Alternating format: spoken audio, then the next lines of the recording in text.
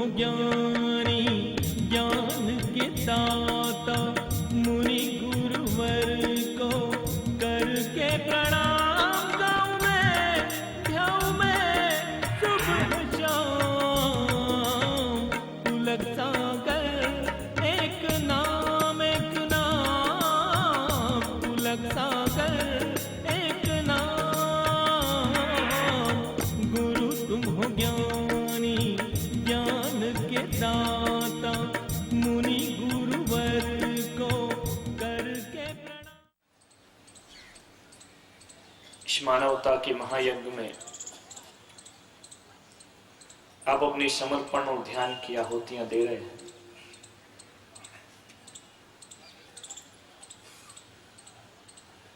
और ये मान करके चलिए कि इस दुनिया में कुछ भी व्यर्थ नहीं होता है।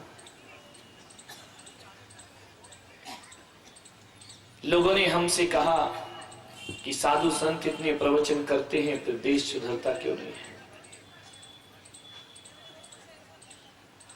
मैंने कहा कि एक चौकीदार रात भर चिल्लाता है जागते रहो जागते रहो जागते रहो, फिर भी लोग जागते क्यों नहीं हैं। जो जागता है वो चोरी होने से बच जाता है, और जो सोता है उसके घर चोरी हो जाती है। चौकीदार का काम आवाज लगाना है। जैसे चौकीदार की एक ड्यूटी है कि वह रात भर कहेगा जागते रहो जागते रहो, बस पुलक सागर की भी एक ड्यूटी है, और इस ड्यूटी को मैं ब्यूटी बना करके जिया करता हूँ। जो जाग जाते हैं वो संभल जाते हैं, जो नहीं जाग पाते हैं उनके घर लुट जाते हैं। सतगुरु दे जगाए, सतगुरु जगाने का काम करते हैं। तुम तो इतने बेईमान हो कि खुद ही अलार्म भरते हो कि सुबह 4 बजे उठना है, और जैसे ही घड़ी जगाती है उसको 2 पढ़ते हैं, चुप थोड़ा और सो लेते हैं। तब क्या करें तुम्हारे साथ। आकाश से पानी गिरता है, वो खेतों पर भी गिरता है, वो बगीचों पर भी गिरता है, वह मकान पर भी गिरता है, वह मंदिर पर भी गिरता है। आकाश से पानी गिरता है तो डामर की सड़कों पर भी गिरता है, लेकिन इतना मान करके चलो कि पानी यदि खेत में गिरता है तो फसलें पैदा होती हैं, पानी यदि बगीचे में गिरता है तो फूल खिला करते हैं। लेकिन ये भी मानकर चलो कि डामर की रोड पर गिरा हुआ पानी भी व्यर्थ नहीं होता है। मैं मानता हूं कि वहां फसल नहीं आती है, वहां फूल नहीं खिलते हैं, लेकिन गिरा हुआ पानी गोबर के धब्बे जरूर धो देता है, रोड की सफाई जरूर कर दिया करता है। अभी आपको निर्णय करना है कि आप खेत हैं कि खलिहान हैं कि बगीचे हैं कि डामर की पक्की सड़क है। इस सोचना आपको है मेरे भाई। बादल का काम बरसने का है और संतों का काम उपदेश देने का है। कितना ग्रहण होता है, कहां गिरता है, उसकी उपयोगिता वहां जाकर सिद्ध होती है। मैं जावरा में था, बड़ैया जी वहां से आए हैं अपनी टीम को लेकर। एक ऐतिहासिक आयोजन जावरा में किया गया। इसका मतलब ये नहीं कि मंदसौर में नहीं हो रहा है। शुरू में मुझे लग रहा था, लेकिन आज समझ में आया कि मंदसौर में जवानों में नहीं बूढ़ों में भी जान हुआ करती है, और उन्होंने वह कार्य कर दिखाया। जावरा में एक परिवार जिसके बेटे का मां से बरसों से केस चल रहा है अदालत में, लेकिन जब उसने मेरे प्रवचन सुने, उसने जाकर मां बाप के पैर छुए और कहा कि अब कोई केस अदालत में नहीं चलेगा, बहुत अलग रह चुके, अब साथ साथ जीवन बिताएंगे। ये परिवर्तन है, भावनाएं बदलती हैं। एक व्यक्ति ऐसा जो मंदिर नहीं जाए, पूजा नहीं करे, पाठ नहीं करे, ऐसा धनपति व ऐसा जुड़ा संत से कि उस व्यक्ति को कभी उसने फैक्ट्री से बाहर नहीं निकला, लेकिन जब से मेरा प्रवास जावरा में हुआ, सुबह शाम तीनों टाइम मेरे साथ उसने वक्त गुजारा। मान्यवर, विश्वास के साथ एक सम्मा जलाए रखिए और सुबह जरूर होगी, माहौल बनाए रखिए। एक बूढ़ा था,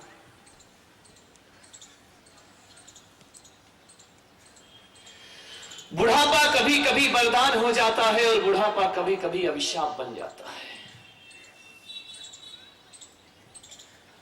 और एक बात ध्यान रखना कि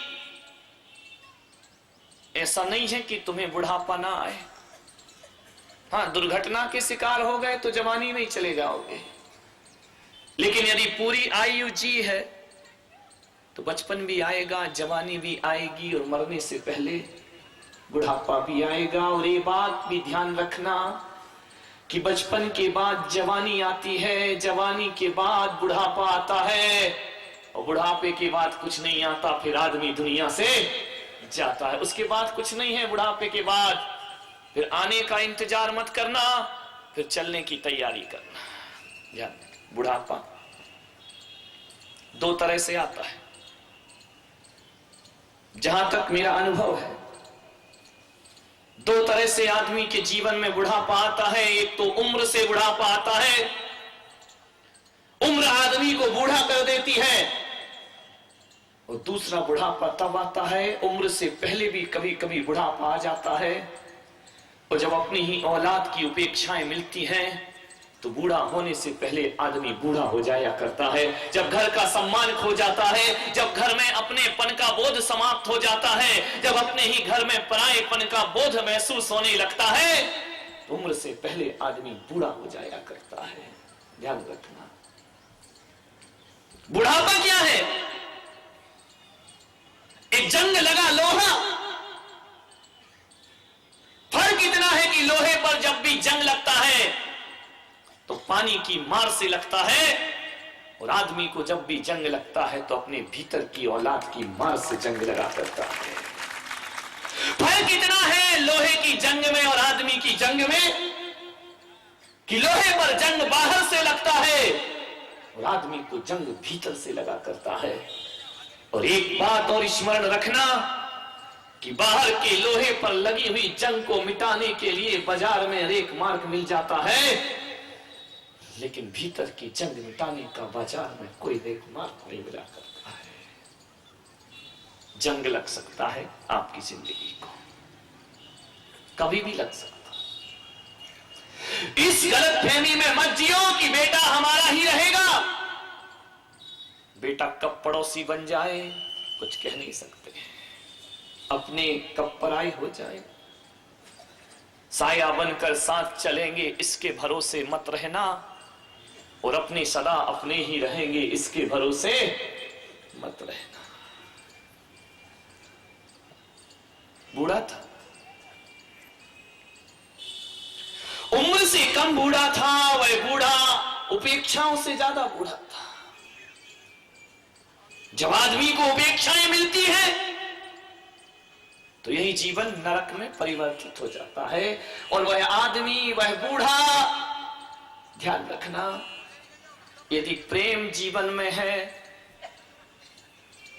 तो 90 साल का बूढ़ा भी भगवान से प्रार्थना करता है कि कुछ दिन और जिंदगी बख्श दे मुझे। और जिस घर में प्रेम नहीं होता है तो 30 साल का जवान भी आत्महत्या को तैयार हो जाया करता है। इतना ध्यान रखें, बुढ़ापे में सिवाय प्रेम चाहिए। मैं तो नौजवानों से इतना ही कहता हूं कि पेड़ बूढ़ा ही सही आंगन में लगा रहने दो, पेड़ बूढ़ा ही सही आंगन में लगा रहने दो। अरे फल ना दे तो ना दे, कम से कम छाया तो देता रहेगा, उसकी छाया तो हमारे ऊपर बनी। बूढ़े पेड़ भी बहुत अच्छे होते हैं। बूढ़े की जिंदगी, उसके 2 बेटे थे। एक बेटे को उसने पढ़ा लिखा करके डॉक्टर बनाया और एक बेटे को पढ़ा लिखा करके इंजीनियर बना दिया। हाड़ तोड़ मेहनत करके बच्चों के अरमानों को उसने पूरा किया, और यही सपना देखता रहा कि मेरे 2 बेटे हैं, ये 2 बेटे मेरे बुढ़ापे का सहारा बनेंगे। हर बाप इतनी उम्मीद तो रखता है अपनी औलाद से। 2 बेटों के लिए उसने जिंदगी खपा दी, हाड़ तोड़ मेहनत की उसने। लेकिन दुर्भाग्य यह था उसका कि जब उसके सुख देखने के दिन आए तो पत्नी दुनिया से चली गई। एक बात याद रखना कि बिना विधवा का जीवन तो ये नारी जी सकती है, पति ना रहे तो भी ये नारी अपनी जिंदगी जी लेती है जैसे भी हो ममता के सहारे। लेकिन पत्नी ना रहे तो ये आदमी अपना बुढ़ापा आसानी से नहीं काट सकता है, ध्यान रखिए। बिना पति के ये जी सकती है, लेकिन बुढ़ापे में पत्नी की कीमत। हाँ, जवानी में तो तुम सोचते ये पैरों की जूतियां है, लेकिन बच्चों जब समझ में आती है, जब ये अपने पीहर चली जाती है ना, तो जब सुबह से उठेगा 6 बजे से वो दूध वाला आके घंटी बजाएगा कि दूध ले लीजिए, उस समय समझ में आएगा कि पत्नी की कीमत क्या हुआ करती है। जब ऑफिस जाएगा और नाश्ता लगा हुआ नहीं मिलेगा, तब समझ में आएगा कि पत्नी की कीमत क्या होती है। और जब दूध गर्म करने को गैस पे रख देगा और बाहर जाकर ब्रश करेगा और गैस में से जब दूध उफान हो जाएगा, तब समझ में आएगा कि पत्नी की कीमत क्या होती है। और जब रोटी बनाने बैठेगा और बनाएगा चंदा मामा और बन जाएगा भारत का नक्शा, तब समझ में आएगा कि पत्नी की कीमत जीते जी समझ नहीं आती है, घर में रहते पत्नी समझ नहीं आती है। जब पीहर चली जाएगी, वैसे तो पत्नी कह रही थी कि सुनो जी तुम ज्यादा गड़बड़ करोगे, मैं पीहर चली जाऊंगी। तुमने कहा था कल की जाने वाली आज चली जाओ और इसी वक्त चली जा। अब जैसे ही चली गई और फिर जला हुआ रोटी और जली हुई सब्जी जब आती है, फिर उठाता है मोबाइल, हेलो कहाँ हो? बोले पीहर में हूँ अपने बाप के घर। अरे कब आएगी? अरे तुमने तो कहा था कल की जाने वाली आज चली जा। अरे वो सब बातें थी, तू जल्दी आ, यहां मरा जा रहा हूं मैं। अभाव में कीमत समझ आती है, सद्भाव में नहीं आती है, ध्यान रखना। एक तो बुढ़ापा और जीवन साथी का साथ छूट जाना बहुत कठिन काम है। ध्यान रखना, उससे पूछना कि बुढ़ापे में जिसकी पत्नी ना हो। मैं मुंबई में था, एक सेठ है बहुत बड़ा, धनपति है। एक दिन 2 बजे मेरे पास आया दर्शन करने के लिए। मैंने कहा सेठ जी इतनी लेट? बोले अभी अभी लौटा हूं दुकान से। तो मैंने कहा कि तुमने खाना खा लिया? उस बूढ़े की आंखें छलछला गई। बोले महाराज 15 साल में पहली बार किसी ने पूछा है कि तुमने खाना खा लिया क्या? मैंने कहा क्यों? बोले 15 साल पहले मेरी पत्नी का देहांत हो गया। तो मैंने कहा बच्चे तो होंगे, बहू होंगे? बोले बहू है, 3 बहू है। रुमाल से उसने अपनी आंखें पोंछी। बोली बहुत धन है मेरे पास, नौकर है, चाकर है, सब है महाराज, लेकिन आज समझ में आया कि पत्नी क्या होती है। 15 साल पहले जब मेरी पत्नी थी तो दिन में 5 बार फोन आते थे, सुनो जी जल्दी आओ, खाना तैयार है। और जब से पत्नी गई है आज तक किसी ने फोन नहीं किया मुझे खाना खाने के लिए। और बहुएं तो कहती हैं कि हमने भोजन बना दिया है, बना के रख देती हैं, किटी पार्टी में चली जाती हैं। मुंबई का जीवन है महाराज, भोजन रख देती है और नौकरानी खाना परोसती है। ये जिंदगी मेरी है।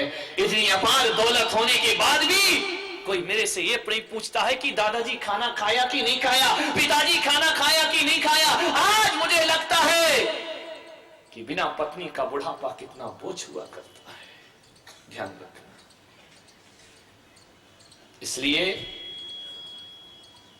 इनकी थोड़ी कीमत समझो। अरे मजा आ गया, आज समझ आए कि हम भी कुछ हैं। यही साथ देती है और कोई साथ नहीं देता है। ध्यान रखना, जब तड़पोगे, पलंग पर पड़े रहोगे, बहू और बेटे पानी देने आए या ना आए, पत्नी कितनी भी बीमार हो, यदि पति बीमार है तो वह पानी लेकर जरूर उसके पास पहुंचा करती है, वह उसका ख्याल रखती है, वह उसका ध्यान रखती है। अरे बेटा हाथ पकड़ के सीढ़ी चढ़ाए या ना चढ़ाए, यदि बुढ़ापे में पत्नी है, भले वो भी लड़खड़ाती हो तो भी दोनों के लड़खड़ाते पैर और कांपते हाथ एक दूसरे की जिंदगी का सहारा बन जाया करते हैं, एक दूसरे के सुख दुख का सहारा बन जाया करते हैं। ये संबंध है हमारे, ध्यान रखिए। आज माहौल बिल्कुल बिगड़ा है। वह बूढ़ा जिसके 2 बेटे एक डॉक्टर और एक इंजीनियर, जो उसकी आंखों के तारे थे, बुढ़ापे में उनको वह फूटी आंख नहीं सुहाता था। क्या माहौल है इस देश के। अरे दो भाई बचपन में भी लड़ते हैं, मेरे भाई बचपन में भी झगड़ते हैं, लेकिन लड़ते हैं झगड़ते हैं, शाम को एक हो जाते हैं, लेकिन शादी के बाद ना जाने क्या हो जाता है कि ऐसे लड़ते हैं कि जिंदगी भर फिर बोलना पसंद नहीं करते हैं। ना जाने इन परिवार के रिश्तों को क्या हो जाता है कि अपना ही भाई पराया लगने लगता है। एक वक्त वो आता है कि भाई बहन मां बाप सब दूसरे लगने लगते हैं। कभी बचपन में वो बेटा मां के बिना नहीं रहता है। अरे वाह रे, आज क्या माहौल तो देखो घरों का। जब दो भाई बचपन में थे, ये उस बूढ़े के दो लड़के बचपन में झगड़ते थे कि ये बाप मेरा है। छोटा कहता था कि ये पापा मेरे हैं, बड़ा कहता था पापा मेरे हैं, छोटा कहता था पापा मेरे हैं। ये बचपन था और जैसे ही बड़े हुए, छोटा कहता है कि ये पापा तेरे हैं और बड़ा कहता है कि ये पापा तेरे हैं। अब दोनों अपने को बाप को बाप कहने को तैयार नहीं। ये कहते हैं ये बाप तेरा है, छोटा कहता है ये बाप तेरा है, तू ना किसे। बाहर जमाने के माहौल तो देखिए, अदालत में जाकर देखना, वकील साहब यहां बैठे हैं, जरा ये जाकर के देखना, अदालत में इतने केस तो आते हैं कि चार बेटे कहते हैं कि इस बाप की दौलत मेरी है, लेकिन एक भी केस ऐसा नहीं आया जो कहता हो ये बाप मेरा है। ध्यान रखिए, बाप की दौलत पर तो सब हक जमाते हैं, लेकिन बाप पर कोई हक नहीं जमाता है। हर कोई कहता है इस मां का जितना जेवर है वह मेरा है, लेकिन मां मेरी है। ऐसा कोई केस आज तक किसी अदालत में नहीं पहुंचा होगा। ध्यान रखना, मां बाप की दौलत पर सबकी नजर है, मां बाप को कोई नहीं चाहता है। स्थितियां बदल रही हैं घरों की। वह बूढ़ा सूख करके कंगाल हो गया, शरीर जर्जर हो गया उसका, क्योंकि उपेक्षा की मार। और फिर रिटायरमेंट, सरकार की नजरों में भी अब तुम किसी काम के नहीं हो। बड़ी जिंदगी उसकी बोझ बन गई। मैं तो कहता हूं बूढ़ों से भी